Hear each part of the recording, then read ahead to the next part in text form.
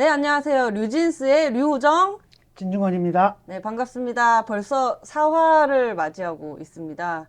처음에 이제 1화 통째로 올렸다가 또 찢어서 하나하나 올려달라는 피드백을 받고 또 찢어서 올리고 네, 이런저런 발전과 함께 4화까지 왔습니다. 오늘도 이제 시작을 해보도록 하겠습니다.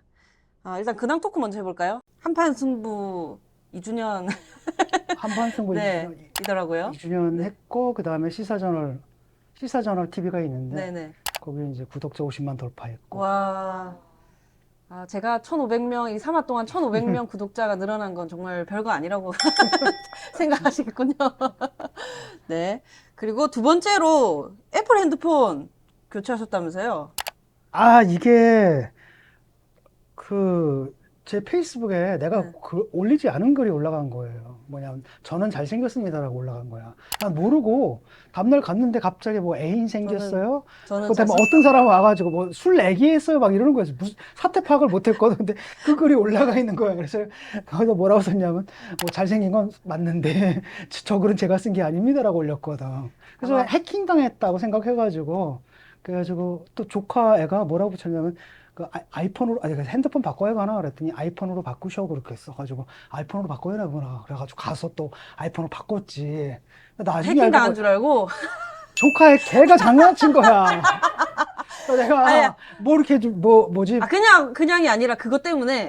그 쿠팡 이체해서 뭘 시켜 네. 먹는데 뭐 하여튼 번거롭잖아. 그럼 나는 그냥 나 아무나 하니까 이거 내가 주면서 야 네가 골라가지고 시켜라고 했는데 그때 여기 이제 페이스북 그게 열려 있었나 봐. 거기다 이제 장난을 친 건데 나는 모르고 그다음에 버젓이 해킹 당한 줄 거기다 알고. 아이폰으로 바꾸래. 그래가지고 이걸 내가 다 바꿨거든. 장난이었다 그러더라고. 잘 하셨어요. 근데 너무 불편해가지고 지금 이거 일주일 넘었는데 지금 제가 세팅을 좀 봐드리겠습니다. 저는 잘생겼습니다. 글을 올리지 않고 봐드리겠습니다. 제가 카톡 보냈거든요. 혹시 술게임에서 지셨냐고. 술게임에서 졌냐고 이게 뭔 소리지? 네. 이준석도 또 한마디 했더라고. 잘생긴 게 틀렸고 직접 쓴 게 맞다고. 고양이 잘 지내나요? 네, 고양이 잘 지내고 있습니다. 저는 얼마 전에 저희 집 고양이가 먹으면 안 되는 걸 먹은 거예요. 그 산소 흡착제, 방부제처럼 생긴 거 있잖아요. 요만한 거. 그거 근데 그게 먹어도 조금 덜 위험한 게 있는데 절대 먹으면 안 되는 걸 먹은 거예요. 새벽에 부스럭거려서 저는 못 깨서 노는 줄 알았는데 제 가방 안에 왠지 그게 들어있어가지고 그걸 뒤져서 음, 그게 이제 샥샥샥 소리가 나니까 음, 재밌었나 봐요. 그 막 가지고 놀다가 터졌고 입에 들어갔고 음. 아침에 일어나서 이놈 새끼 하다가 이걸 먹어도 되나 싶어가지고 이제 막 찾아보니까 절대 먹으면 안 된다 그래서 그 응급실 데리고 가느라 회의도 못 가고 그랬습니다. 시겁했어요. 그래서 그날 고양이 하루 입원하고 아무튼 인간이 잘해야 돼요. 냄새. 그 방부제 자기가 먹는 건 줄 알고 먹냐고 인간이 잘해야 돼. 음. 돈도 많이 들었어요. 그 응급시간에 가가지고 사람보다 더 많이 약지요. 드니까. 아니, 그죠? 병원 네. 가가지고 뭐 하면 우리 뭐 2,000원, 3,000원 아, 약값 내고 오는데 고양이는 한 마리 딱 가면 뭐 20만 원, 맞아요. 30만 원. 10만 원 우습게 나가니까 인간이 잘해야 됩니다.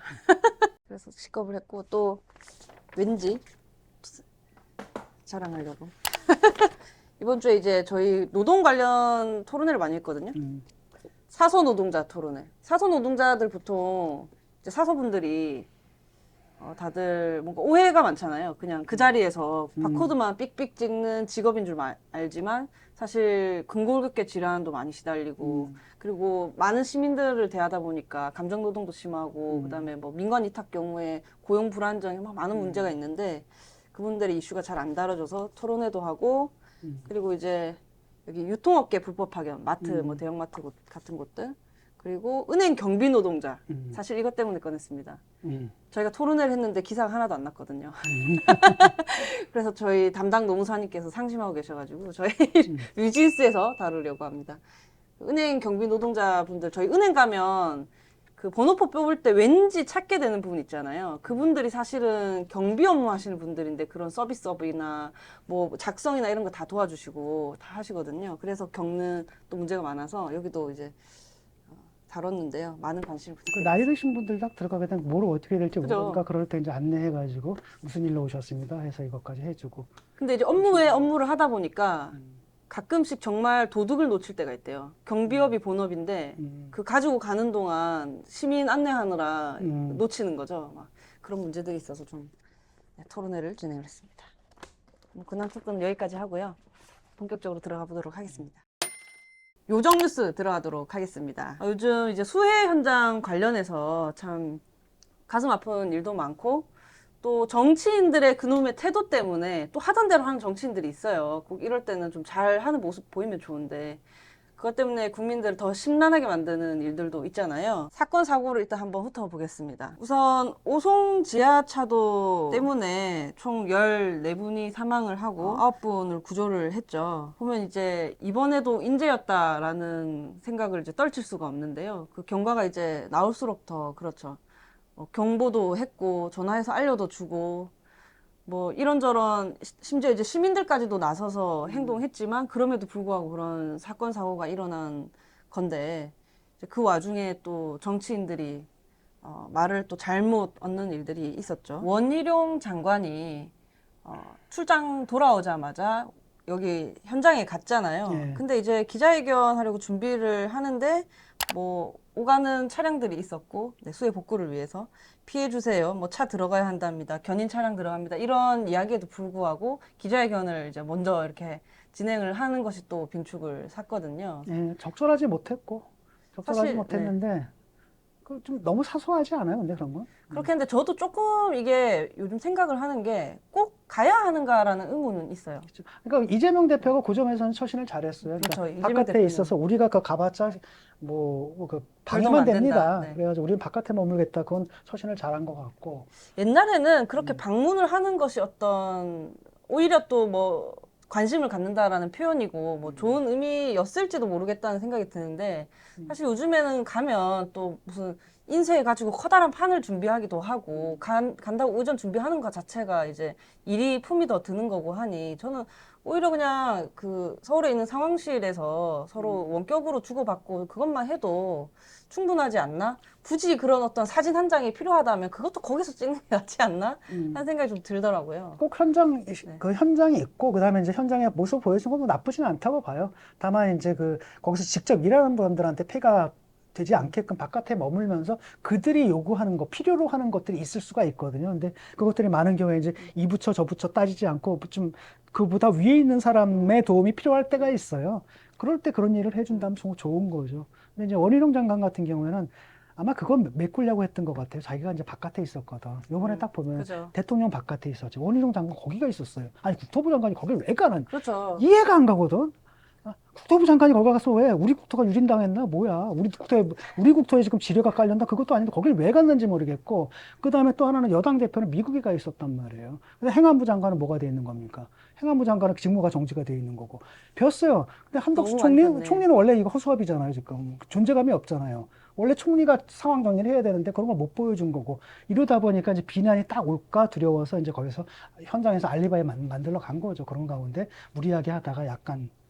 근데 다만 이제 좀 트리비얼하잖아요. 그러니까 이런 것들 이제 까짓거리 요만한 기사, 뭐 1단 기사 요 정도 나고 말면 되는데 이거를 또 엄청나게 부풀려 공격의 수준을 삼는 것도 한국 정치를 좀 너무 사소하게 만드는 게 아닌가 싶어요. 아, 그렇긴 하죠. 사실 이번에 또 정쟁이잖아. 이 수해를 주제로 또 정쟁이 벌어지고 있는데 뭐 서로가 뭐 무슨 재난을 정쟁하면 안 된다라고 하지만 서로가 계속해서 날선 그 발언을 멈추지 않고 있기 때문에 그런 거거든요. 기왕에 이제 저희는 이제 야당이니까 만약에 워딩이 이랬으면 어땠을까 싶어요. 윤석열 정부는 사고 수습과 피해 확산 방지를 위해서 행정력을 총동원해 주기를 바란다. 그리고 야당이지만 국가의 일원으로서 정부의 행정을 아낌없이 지원하겠다. 이렇게 하고 나서 사실 뭐 오송 지하차도라든지 이런 인재를 따져봐야 되는 부분이 있잖아요. 그쵸. 그 부분은 또 꼼꼼히 챙겨 나가겠다 했어도 괜찮았지 않을까. 왜냐면 이 수해 때문에 많은 국민들이 이제 걱정을 하고 계시고 실제 피해를 입었는데 그 와중에 이런 말 때문에 구설수에 올라서 또 골칫거리를 더하는 셈이니까 정치인들이 이래서 되겠는가 하는 생각이 좀 들더라고요. 이럴 때만이라도 좀 대한민국의 정치인들이고 국회의원인데 좀 합심하면 안 되나 하는 생각이 들더라고요. 그 상황을 볼 때 아마 네. 국민들 마음이 저랑 다르지 않을 거라고 보는데 가장 막목했던 게 뭐냐면 그 아버지가 그 현장을 보면서 그 아들이 gat혀 있거든. 거기서 전화를 거는 거야, 아내한테. 그 충격받을까 봐 아내는 이제 여기 안 데려왔다 그러더라고. 근데 그 아내는 궁금할 거 아닙니까? 그래서 계속 전화를 걸겠죠. 그때 이제 뭐라고 하냐면은 여보, 마음 단단히 먹어. 포기했다는 얘기거든. 그러니까 그 말을 딱 듣는 순간에 먹먹하더라고 나는. 그러니까 계속 그다음에 저 속보를 보게 되는 거잖아요, 사람이. 이게 국민의 마음이라고 생각하거든. 라고 한다면 최소한 정치인들이 거기 맞춰서 그런 심정으로 뭐 발언을 하든 뭘 하든 간에 해야 되는데 무조건 이거 가지고 어떻게 써먹을 것만 생각하는 거 아닙니까? 그래가지고 윤석열 정부 공격하는 데 써먹는 거고.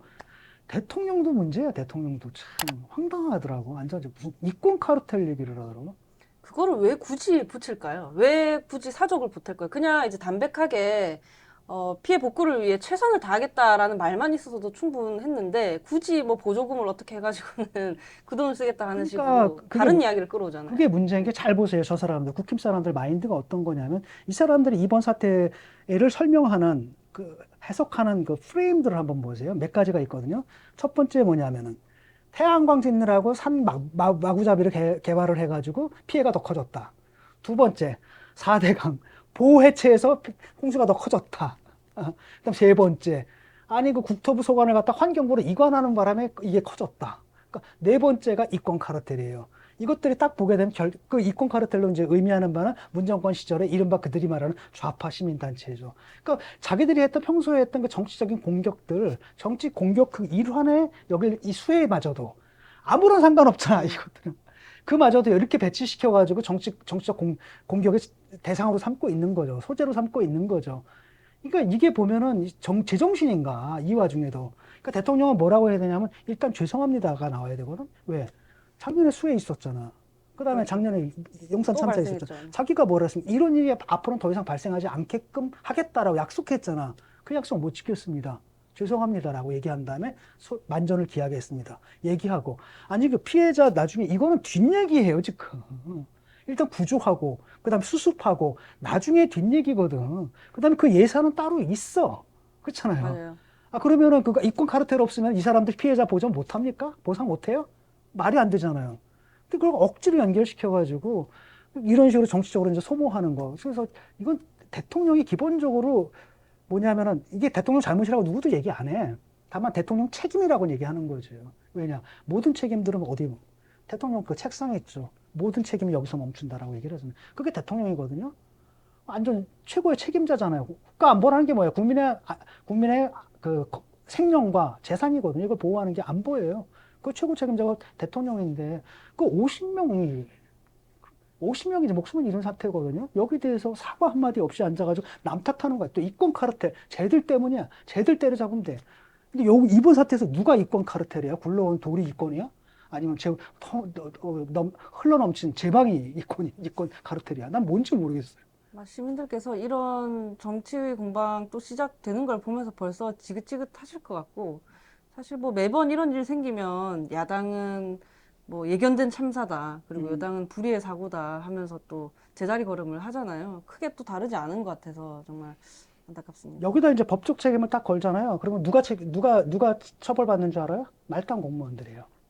진짜 책임져야 할 사람 누굽니까? 대통령이고요. 자, 이거 지금 시스템이 다 망가진 거거든요. 그러니까 제가 이제 비행기를 배우잖아요, 비행기. 근데 비행기 사고를 설명하는 이론이 있는데 5가지 치즈 이론이거든요. 그러니까 치즈가 구멍이 뚫려 있잖아요. 근데 다 구멍이 뚫려 있죠. 근데 딱 겹치면 여기에 구멍이 뚫려 있어서 다 함께 막아줘요. 그래서 5장이다. 그러면 이게 사실 안 뚫리거든요. 근데 공고롭게도 사고가 날 때쯤 되면 이게 구멍이 5개가 다 뚫려 있어요. 지금도 보게 되면 일단은 그 뭐 행복청? 아니 거기 홍수 때 왜 홍수 때 거기서 공사를 해요? 자연재방을 무너뜨린 거 아닙니까? 근데 모래재방을 쌓은 거예요.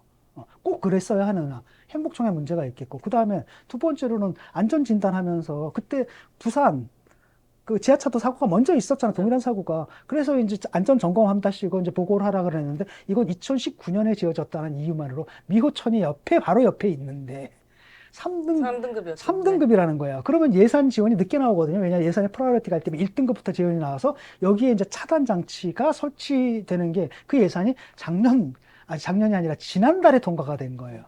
거기서 이제 펑크가 나버린 거죠. 그 밖에도 뭐 그 여러 가지가 있는데 일단은 그 버스 노선이 우회했잖아요. 버스 노선이 우회했는데 재밌는 건 뭐냐면은 그 사고가 난 지 9분 후에도 역시 여전히 그쪽으로 가라고 하고 있었다라는 거고. 그다음에 경찰도 문제인 게 신고가 2시간 전에 있었거든요. 근데 신고한 사람이 누구였냐면 거기서 건설하는 사람이었어요. 공사장에 있는 사람. 이걸로 안 자기들이 된다고. 봐도 안 네. 된다는 거, 위험하다라는 거죠. 경찰에 전화를 걸었는데 경찰이 어디로 가냐면 그 지하차도가 2개가 있어요. 1호 지하차도, 2호가 있는데 2호가 문제인데 1호로 가버린 거예요. 뻥크가 여기저기 떨어져 이 모든 것의 결과로서 사고가 발생했고, 그렇다면 이 모든 것을 총괄하는 단위에서 책임을 져야 되는 거잖아요. 이 개개인 사람들이. 그 매뉴얼이 또 하나는 뭐냐면 옛날에 만들어진 매뉴얼이라는 게 지금 우리가 기후 이변, 기상 이변이라고 하는데 더 이상 이변이 아니거든.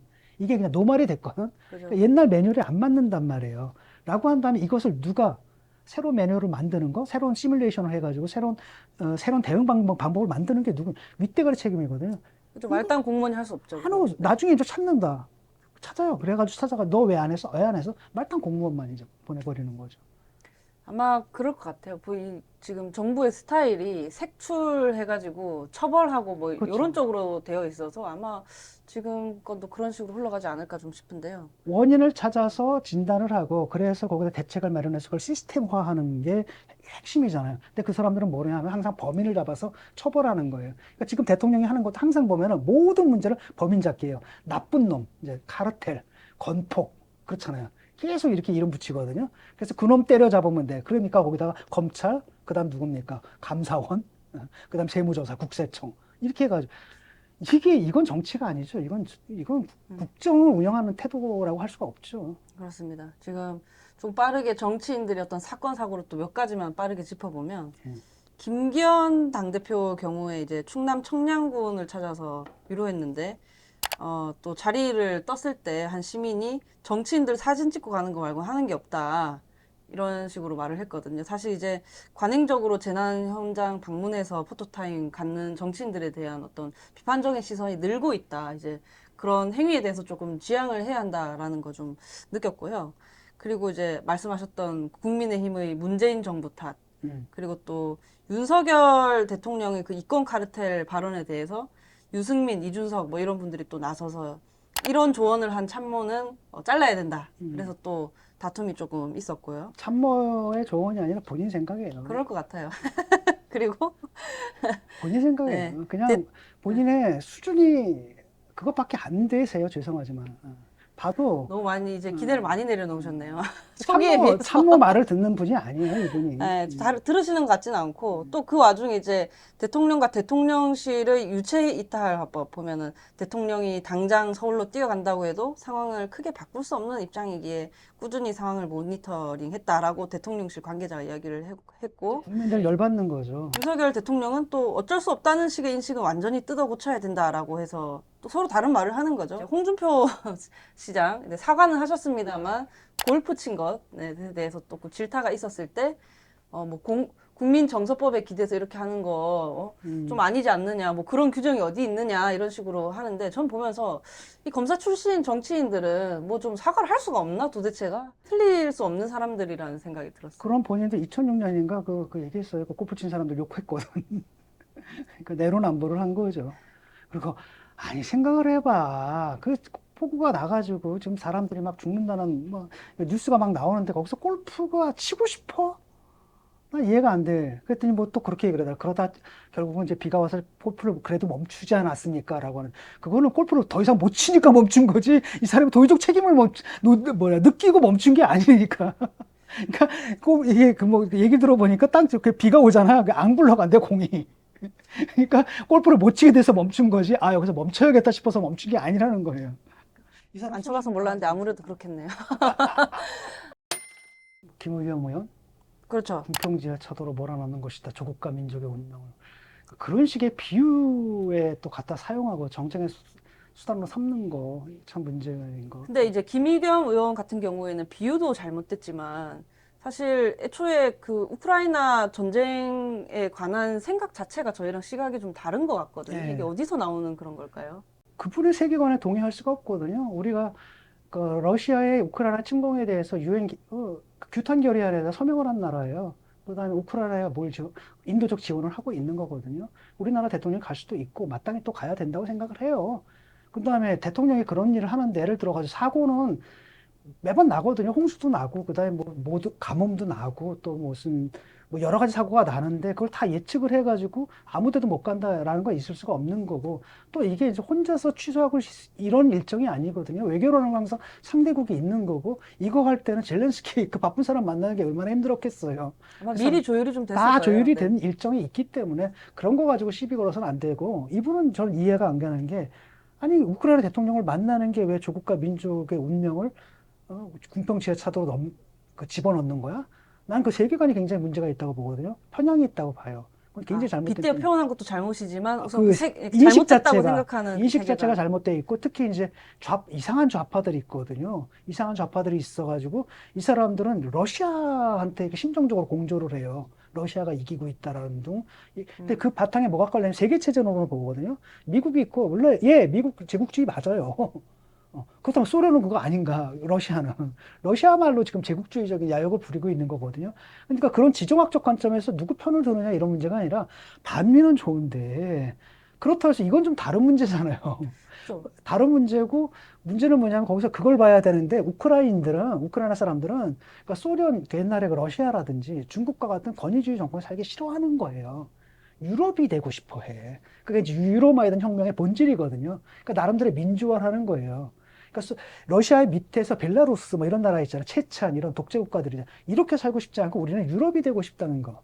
그게 이제 친러 정권을 그 뒤엎는 유로마이단 혁명으로 일어났던 거거든요. 그래서 일종의 민중혁명 내지는 시민혁명의 성격이 있는 건데, 우린 이걸 봐야 되는데, 미국, 그다음에 공식처럼. 뭐 이런 식의 그 틀에 그 사로잡혀 있는 거잖아요. 옛날 그 약간 NL 운동권적인 사고방식이잖아요. 저도 그래서 가끔 조금 음, 신기한 게 그분들 중에서 민주화 운동 시기에 이제 활동하셨던 분들이 많아서 예. 그 덕분에 저는 이제 민주주의 시대를 살아가고 있는데 그분들 중에서 일부가 뭐 중국, 뭐 러시아, 북한, 뭐 근데 사실 다 독재 국가인데 그렇죠. 민주주의랑 거리가 먼데 왜 저렇게 여전히 가까이 느낄까? 약간 좀 의아스러울 때가 있긴 그러니까 했어. 그게 이제 민족주의적 편향이고 반미주의적 편향이 지금 있는 것 같아요. 이게 상당히 그 NL 쪽만 있는 게 아니라 또 이른바 이제 옛날에 그 PD 쪽에서도 약간 세계 제국주의론 이런 관점에서 그런 편향을 보는 사람들 꽤 눈에 보이고 황당하더라고요.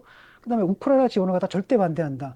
우리가 사실 우크라이나에 원래는 우리도 무기도 보내야 되는 거예요, 원래는. 6.25 때 우리를 도와줬잖아요, 다른 나라들이. 근데 그것은 러시아와의 관계가 있기 때문에 우리가 거기까지 못한다 하더라도 비전투적인 지원은 충분히 하는 게 맞죠, 거기까지는. 그리고 저희가 사실은 윤석열 대통령 가가지고 무기 지원은 안 했거든요. 그러니까 우크라이나는 오히려 현지 반응을 보잖아요. 제가 이제 그쪽 텔레그램 채널들 다 보거든요. 거기서 뭐냐면 시큰둥해요. 그러니까 그 사람들이 바라는 건 뭐냐면 이제 무기거든. 그 중에서 핵심적인 게 155mm 포탄이야. 딴 나라는 그걸 못 하는데 우리나라는 그래도 냉전이 유지가 됐기 때문에 생산 능력이 있거든. 근데 그걸 지금 기대하는데 그냥 그건 안 해주니까 그쪽에서는 사실 안 고마워하더라고 별로. 그러니까 지나가는 그냥 단신으로 툭 처리하고 넘어가더라고요. 이 와중에 이제 수혜와 그 수혜 방문이 얘기하고 있었다. 겹쳐서 아니 근데 동시에 나올 수밖에 없어요. 계속 계속 이렇게 엮어서 이야기가 나오고 있기 그러니까 그게 때문에. 민주당의 편향이 있거든요. 그러니까 예를 들어가지고 이재명 대표도 처음에 젤렌스키 저 코미디언이 뭣도 몰라가지고 나라를 갖다가 그렇죠, 그렇게 그렇죠. 만들었다라든지 이런 인식 자체에 문제가 있거든요. 거기 편향에 또 반대 편향이 또 이제 윤석열 정권인 그렇죠. 또 거죠. 오직 미국. 근데 적어도 윤석열 정권이 러시아에 대해서는 그렇게까지 각을 올리지는 않고 있어요, 사실은. 나름대로 속도 조절을 잘 하고 있거든요, 어느 정도는. 다만 중국에 대해서는 우리가 볼 때는 저거 왜 저러지? 미국 너무 과도하게 미국 편을 들고 있고 중국을 갖다 쓸데없이 건드리고 있거든요. 이런 거는 지적을 할 수가 있겠지만은 그건 그러니까 윤석열 정권이 한다고 모두 반대하거나 이럴 필요는 없잖아요. 그 정서적인 데서 또 오는 이런 말실수들이 발생 분명히 하는 것 예, 같아요. 인식의 오류가 있어요. 네. 그리고 사실은 그런 게 있었지 않습니까? 우리가 이제 북방 정책이 있었고, 그 다음에 남북 화해 이런 무드 같은 게 있었는데, 어느 순간인가 이제 그 시대는 지난 거예요, 이미. 지나고, 새로운 국제 정세가 짜이면서, 사실은 자연스럽게 이쪽에 뭡니까? 오토크러시라 그러죠. 왜? 그 권위주의 정권과 이른바 그 자유민주주의 국가 사이에 냉전 비슷한 기류가 흐르는 건 사실이고, 이게 새로운 환경에 우리가 적응해 들어가야 되는 건 맞아요. 다만 이제 그 방식이 윤석열처럼 정말 완장차고 그 늦게 올라타도 되는데 그냥 먼저 앞장서가지고 그냥 완장차고 설치다가 나중에 딱 보니까 중국에서 갑자기, 미국에서 갑자기 상부장관 보내, 국무장관 보내, 외부장관 보내. 그다음 일본에 기시다는 막 하다가 갑자기 김정은하고 정상회담 안 돼. 이러면 이거 뭐가 되는 거야? 완장찬사람 바보 되는 거잖아요. 지금 그걸 비판하면 되는데 옛날에 송기호 씨 만났을 때 그때 90년대 말인가?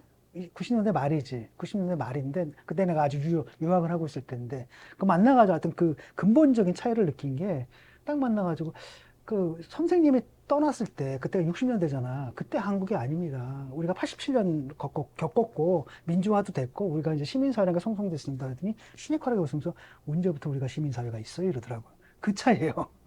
그 인정을 못하는 거니까 아직도 그 제국주의, 미제국주의, 식민지 이런 관점에서 변화된 환경에도 불구하고 그런 관점에서 보면서 그럼 우리는 뭐야? 87년 혁명? 그렇잖아요. 민주항쟁? 이건 뭐야?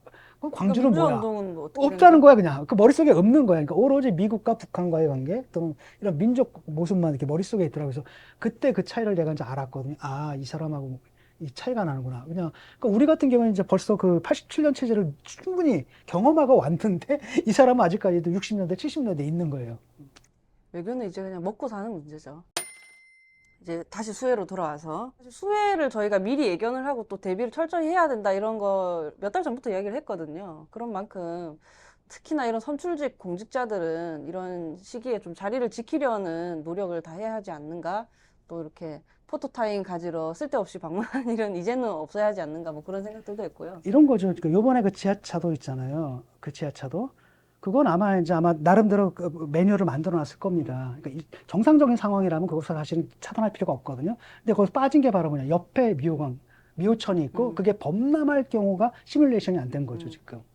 막아놨으니까 될 거라고 아마 그러니까 이런 부분들이거든요. 근데 지금은 그러니까 옛날하고 다르단 말이죠. 지금은 뭐 그냥 왜냐하면 기상이변이라는 거 지금 기후 위기라는 것은 결국은 뭐냐면 기후가 극단화된다는 거거든요. 그러니까 비가 오면 엄청나게 많이 오고 또 가물 때 엄청 가물고 더울 때 폭염. 엄청 덥고 그다음 추울 때도 엄청 춥고 이게 극단화된단 말이죠. 그러면 그 상황에 맞게끔 다시 한번 점검을 해야 되고 단지 그것만이 문제가 아니라 주변 상황들 여러 가지를 다 봐서 이런 걸 짜야 되고 그런 대책들을 이제 정의당 야당이니까 먼저 제시했으면 좋겠어요. 이 방향이 맞다.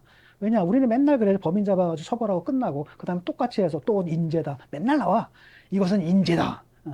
그다음에 찾으면 말단 애들 몇 명 있고 그 기소를 하게 되면 그 중에 한 명 정도 처벌받고 나머지는 뭡니까 뭐 집행유예로 나오거나 아예 그냥 무죄로 나오거나 그때 사람들의 그 뭐랄까 마음 심정 분노한 마음들을 갖다 풀어주는 감정 해소용으로 사람 잡는 거 뿌닥거리 하는 거 이거 좀 그만했으면 좋겠어요 이제.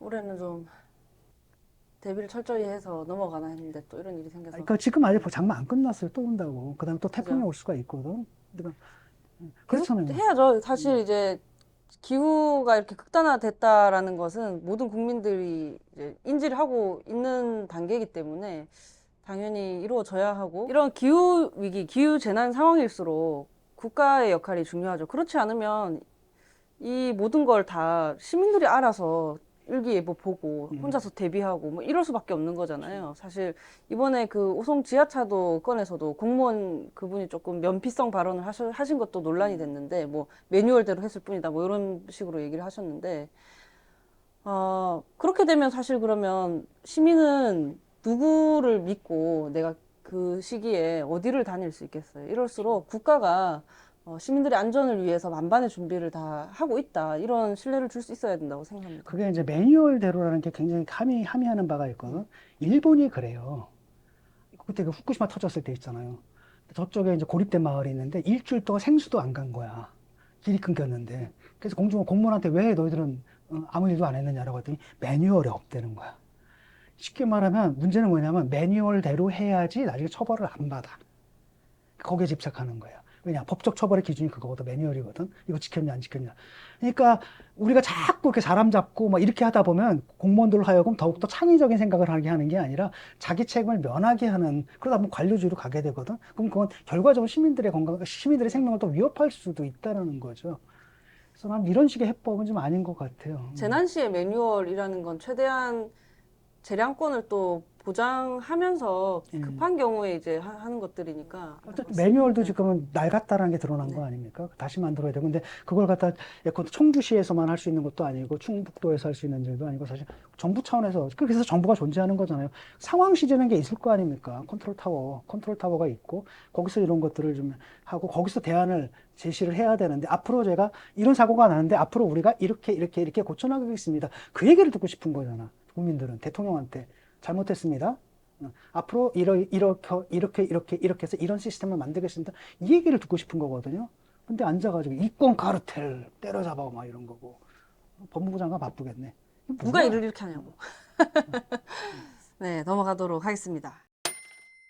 두 번째 주제로는 이제 조금 돌아와서 신당 추진하는 그 그룹들의 동향에 대해서 좀 제가 말씀드리려고요. 잘 모르시죠? 네, 저는 잘 모릅니다. 사실 그 언론에서는 이제 금태섭 의원님, 뭐 양향자 의원님, 또 뭐 지금 세 번째 권력 정도를 언급하고 있거든요. 근데 사실 지금 정말 많은 그룹들이 만들어지고 있어요. 내부에서는요.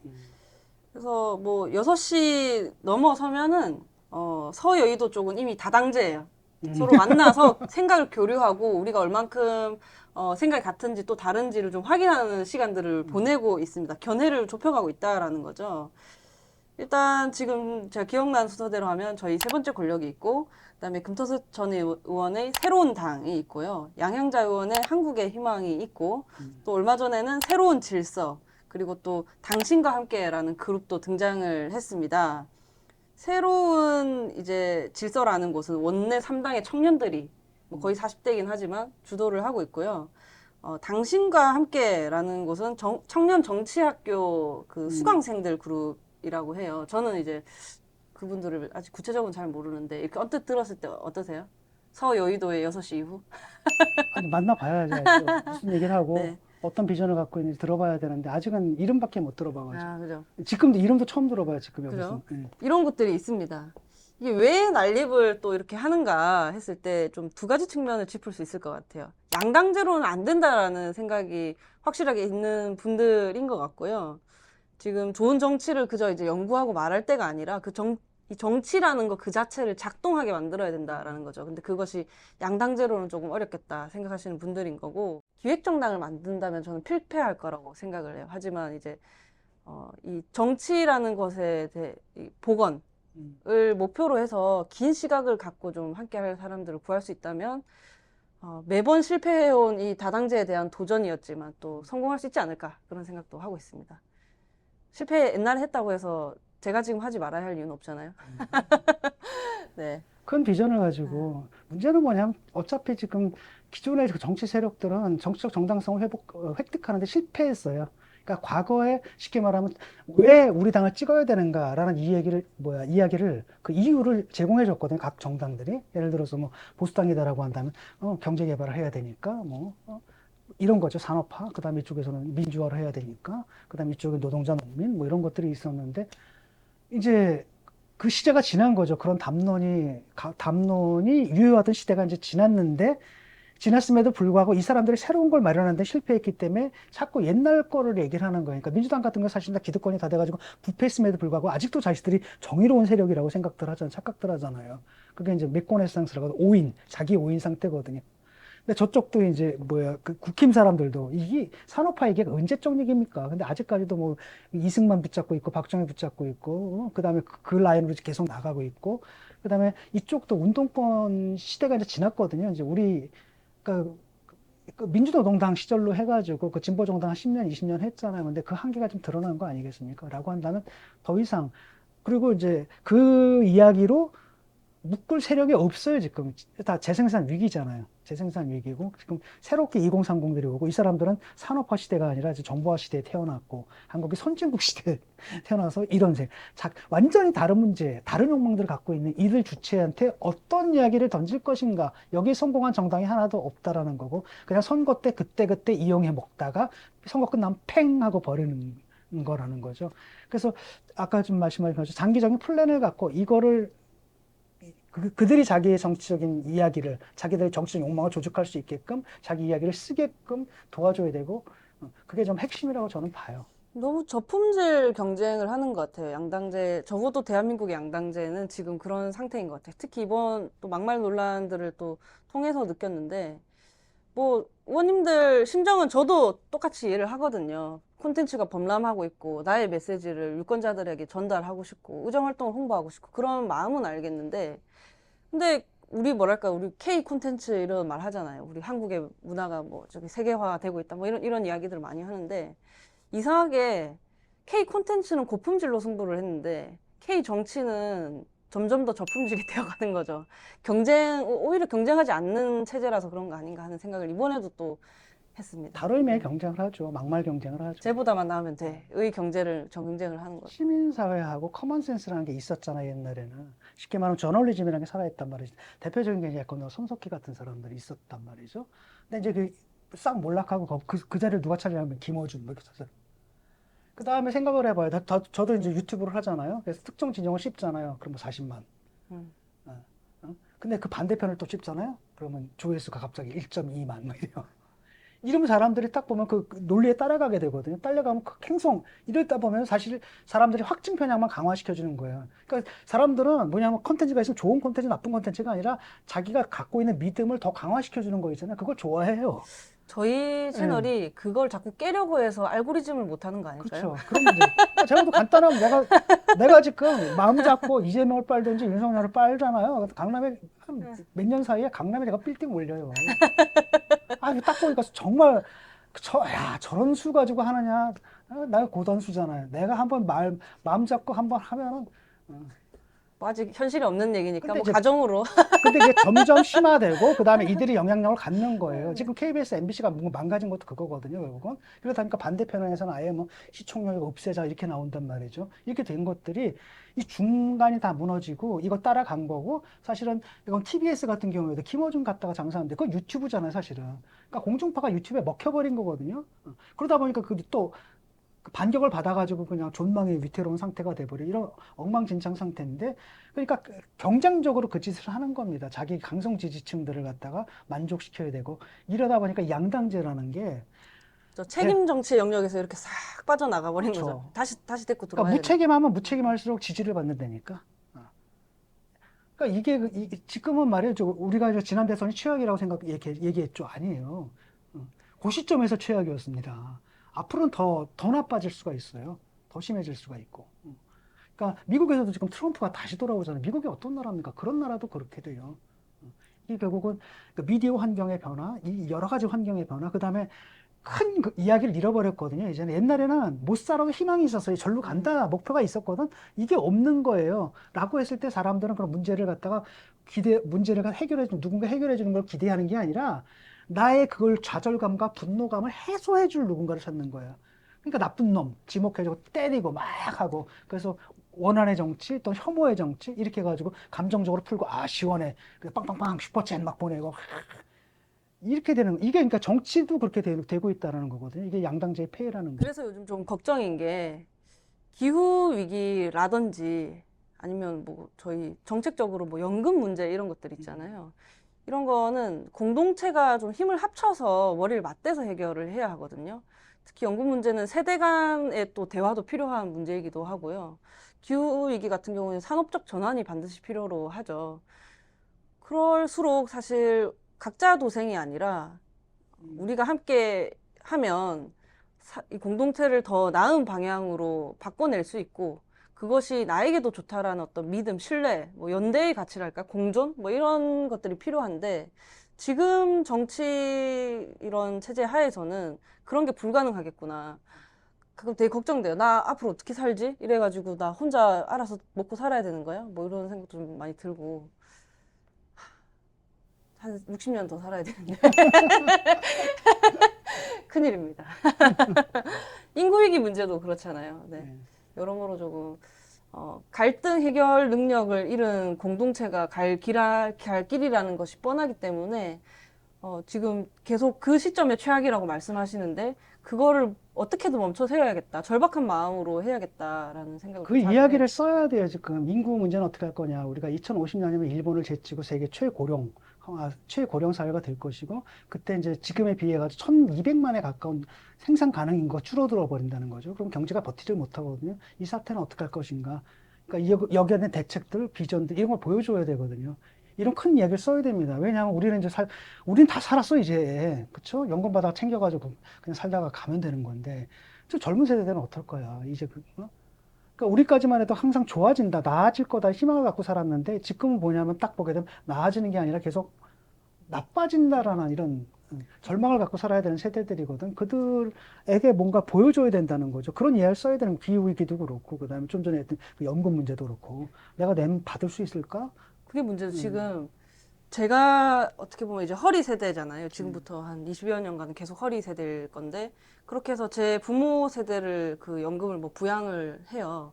그런데 지금 태어나는 아이들도 너무 적거든요. 이 상태로 출생률 문제를 어떻게 해결을 하거나 아니면은 적극적인 이민 정책을 펼치거나, 이거 되게 장기적인 관점으로 해야 되는 네. 거잖아요. 그러지 않는다면 그럼 나의 노후는 어떻게 되는 것인가? 그리고 수많은 이 뭐랄까요, 노인 세대들에 대해서 계속해서 그러면 정년을 60세로 계속 둘 것인가? 노동 시간은 어떻게 할 것인가? 어떻게 활용할 것인가? 뭐 이런 거 다 얘기를 해야 되잖아요. 그런데 사실 현실은 뭐 청년 세대와 또 윗세대가 서로 혐오하고 있고, 또 더 아래 세대에 대해서 막 노키즈론 이야기하고 있고, 이 친구들은 그럼 커서 이 노인들을 두고 저를 두고 뭐라고 생각을 할까요? 어렸을 때 아이들이 크는 거에 협조 하나도 안 한 어떤 세대로 보진 않을지, 뭐 이런 생각도 좀 들고. 아, 네, 막막합니다. 이런 것들을 하려면 사실 정치가 작동을 해야 되고, 말 그대로 대화를 해야 되고, 타협을 해야 되고, 서로 생각이 다른 사람들을 어떤 대변하는, 정치인들이 대변을 하는 거잖아요. 만나가지고 조율을 해서 이렇게 가기로 했습니다. 서로 간에 설득을 해야 하고 하는데, 어쨌든 지금의 현재 시점에서는 그런 것이 전혀 안 되고 있다. 예, 아까 이제 그 의원이 이제 그렇게 말을 했잖아요. 내가 야당이라고 한다면 이렇게 말하는 게 맞을 것 같다. 어? 그런 걸 보여줘야 돼요, 계속. 우리는 정치를 앞으로 이렇게 하겠습니다. 얘네들은 이렇게 했는데 우리는 이런 정치, 그러니까 그런 것들을 계속 보여줘야지, 쟤들이 말하는 새 정치가 뭔지를 알겠다. 왜냐면 새 정치 하겠다는 사람도 많았잖아, 그렇잖아요. 그 전에 있었죠. 안철수도 있었고, 누구도 있었고, 맨날 다 새 정치 한다 그랬어요. 근데 알고 보면 하나도 새롭지 않거든. 근데 진짜 새로운 것이 이제 그런 거라는 겁니다. 그 사람들이 딱 볼 때는 뻔하잖아요. 저러면 야당은 또 무조건 씻고 여당은 무조건 옹호하고 이러는데, 아니네. 완전히 다르네. 이런 느낌들을 계속 주고, 그러면 이제 국민들이, 쟤들이 하는 정치가 기존 것과는 굉장히 다르고 생산적이네. 좀 지켜봐야겠네. 이런 생각만 들게 해도 난 굉장히 큰 희망이 있을 거라고 보거든요. 그러니까 그 대안을 내는 건 어렵지 않다고 봐요. 이번에도 이 수해 문제도 지금 봐라. 여당에서는 어떻게 하느냐? 프레임 싸움하고, 야당에서는 또 어떻게 하느냐? 이들도 그렇게 하고 있고. 근데 실제로는 그게 문제가 아니다. 예컨대 기후위기가 있고, 그렇다면 뉴놈, 지금은 우리가, 기상이변이라고 했던 게 더 이상 이변이 아닌 것 같고, 근데 과거의 매뉴얼들, 라고 한다. 이거는 어떻게 할 것인가? 그다음 이걸 누가 할 것인가? 그다음 총괄을 누가 할 것인가의 단위, 컨트롤 타워가 어디고 뭐 등등등등 이런 비전들을 딱 제시해서 이 문제는 이렇게 해결해야 된다라고 딱 제안을 하는 그런 정치 세력이 되면은 저는 국민들이 곧 그 신뢰를 보내줄 거라고 믿어요. 네, 열심히 하겠습니다. 새로운 당을 만든다는 사람들이 해야 할 일은 뭐냐면은 기존의 우리 활동들을 점검하는 거예요. 그러니까 조성주 씨가 그 네네네. 얘기를 하잖아요. 대한정당이 되겠다, 정책정당이 되겠다. 쉽게 말하면 비판만 하는 게 아니라, 저는 그렇거든요. 어떤 걸 딱 보면은 저게 만약에 여당이다라고 한다면 과연 저 주장을 할 수 있었을까? 이런 생각을 많이 할 때가 있거든요. 예컨대 양곡법이라든지 또 뭐가 있습니까? 몇 가지가 있거든요.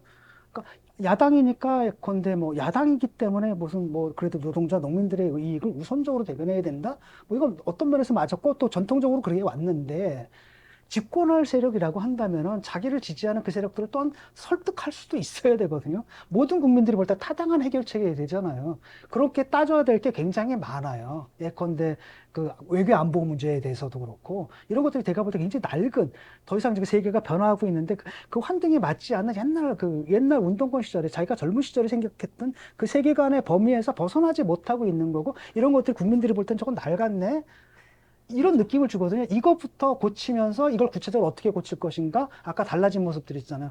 비판할 때도 이렇게 비판하는 게 맞고, 그다음에 이런 정책 제안을 이렇게 해야 되는 게 맞고, 그다음에 한편으로 노조랑 맨날 노조 편만 드는 게 아니라 때로는 노조랑 싸우기도 하고 노조를 설득할 수도 있어야 되고, 뭐 이런 것 뭔가 좀 달라진 모습들이 있잖아요. 뭐 다른 정당이 이것의 상을 그리고 그런 자기 점검들 지금까지 해왔던 것들이 해왔던 활동들 점검하고 그게 어떻게 낡았으며 국민들의 눈에 어떻게 보이는지 이거 점검하고 그게 더 중요하다고 보거든요. 그랬을 때 사람들이 국민들은 뭐냐 누구랑 합치고 이런 게 아니라 국민들이 볼 때 쟤들 좀 다르네 하는 얘기가 좀 다르네 뭔가 들어보지 못한 얘기를 하고 있고 근데 내가 평소에 생각하는 거랑 똑같네. 그러니까 국민들 있잖아요. 왜? 이건 아닌데 하는데 이걸 언어로 분절을 해야 되지 못하거든요. 그걸 딱 언어로 딱 분절을 할 때, 맞아, 내가 바로 그 얘기를 하고 싶었어.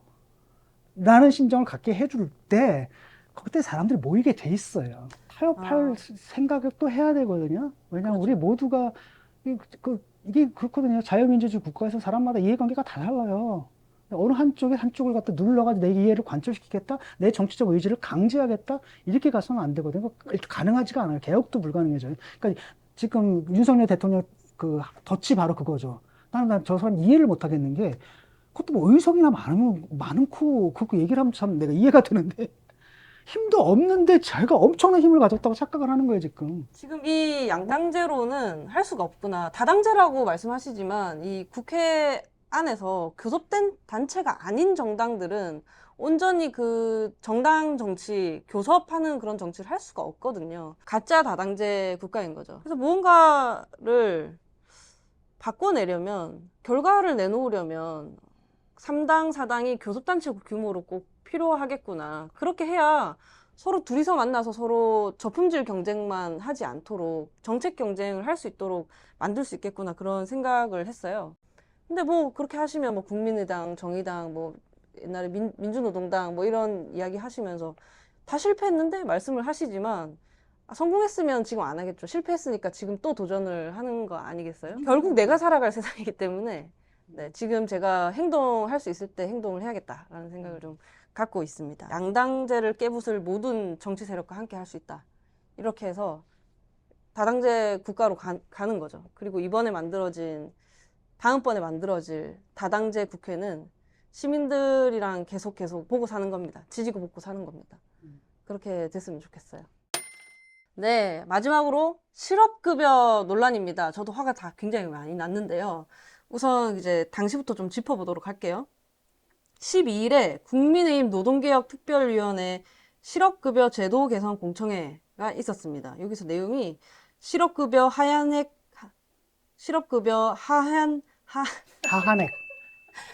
힘들다. 다시 할게요.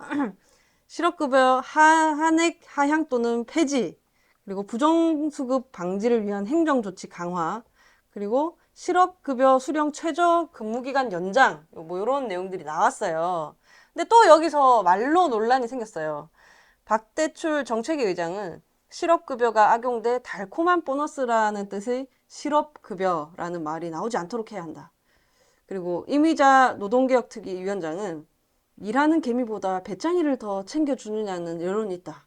그리고 여기가 이제 많은 분노를 일으켰는데 서울지방고용노동청 실업급여 담당 공무원께서 실업급여 신청 때 남성분들은 어두운 표정으로 오는데 여자분들 계약기간 만료 젊은 청년들 웃으면서 이 기회에 쉬겠다고 한다. 그리고 해외여행 가자고 자기 돈으로 일했을 때 살 수 없었던 샤넬 선글라스를 사든지 옷을 사든지 이런 식으로 즐기고 있다. 라고 했습니다. 정말 기가 차더라고요. 그래서 시민들 반응을 또 보면요.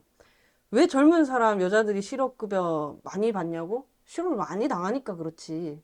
라는 반응. 그리고 임금보다 실업급여가 많았던 사람이 45만 명이라고 하면 노동급여를 올릴 생각을 해야지 실업급여를 줄이는 게 말이 되냐?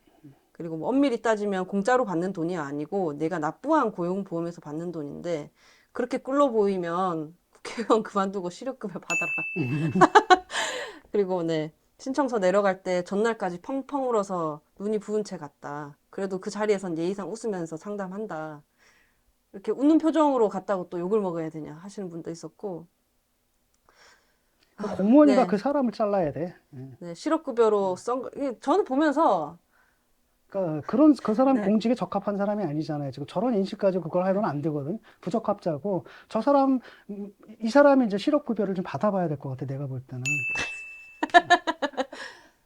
전 아무것도 그래서 못. 아니 자기가 말한 그 표정 있잖아. 우울하게 이렇게. 네네. 응? 그래서 이렇게 한액을 정말로 근데 감경하게 되면 청년, 여성, 고령층의 그 저임금 노동자가 대상이 되거든요. 우리 차 타고 가다가 기름이 없어서 멈추면 보험회사에서 와서 주유소 갈 때까지 필요한 기름을 넣어주잖아요. 실업급여란 그런 거라고 생각을 하거든요. 그렇기 때문에 그 받은 걸로 어떤 방식으로 본인이 재충전을 하든지 그거는 정말 상관할 바가 아니고 말 그대로 그냥 알아서 하시는 거거든요. 그런데 이런 식으로 뭐랄까 수급자 다움을 요구하는 것 같아서 굉장히 저는 좀 불쾌했습니다. 네 돈 아닌데 왜 네가 신경 쓰냐? 그 돈을 어떻게 쓸지 내가 결정하는 건데 왜 네가 결정하려고 들어? 나 이해가 안 가거든요. 그러니까 이 사람들은 기본적으로 노동 정책이다라는 게 정책이 아니에요. 보면 이렇게 이념적 편견이 있거든. 근데 그 편견이 형성되는 건 편견이랑 굉장히 작은 사소한 디테일 가지고 만들어져요. 예를 들면 예컨대 실업급여 받아가지고 선글라스 한 사람이 한 사람 정도는 있겠지. 근데 그 사람들이 실업급여 받는 사람 전체를 대변하느냐, 대표하느냐, 그건 아니잖아. 그리고 또 근데 사면 그런 어때? 그 사면은. 다음에 그걸 사면 또 어때? 맞아. 그 자기가 그렇게 쓰겠다는데.